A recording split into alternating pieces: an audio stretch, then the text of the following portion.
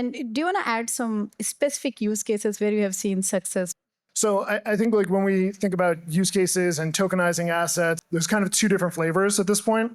One is around taking a traditional investment or traditional assets in the sense of, whether it's a money market fund or kind of like a vanilla private equity fund, and using public blockchain rails as a distribution mechanism to bring that asset to folks with dollars already in the blockchain crypto ecosystem. That's kind of one flavor of it. And then the other side of it is taking blockchain and crypto technology and bringing that to a more traditional investor base, which from our perspective, these things will converge, and it's important to play in kind of both sides of this barbell that I've described. But we think the total addressable market on using blockchain technology for delivering product to investors, how they're used to consuming it, whether that's through an RA, a wealth management platform, et cetera, is a pretty meaningful way to kind of go about this issue.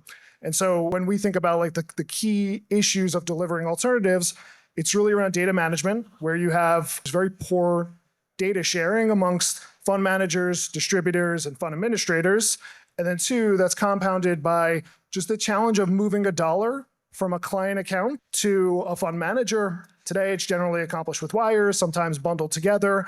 But when you multiply that by 2,000 investors in a given fund, it becomes very laborious to kind of deliver these products to your clients. And so, again, using blockchain instant settlement abilities to move a tokenized dollar to a fund manager as opposed to sending a wire is going to lead to tremendous benefits and scale.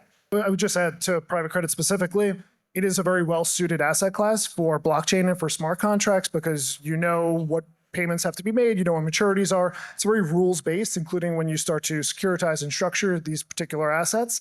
And then when you also bring on the element of the servicing of the underlying debt onto a blockchain network, now we're talking about something that's entirely different and gives you arguably a different risk-return profile because now you have this brilliant transparency into how the underlying loans are actually aging, how they're being paid down, which you don't get today from a private credit manager.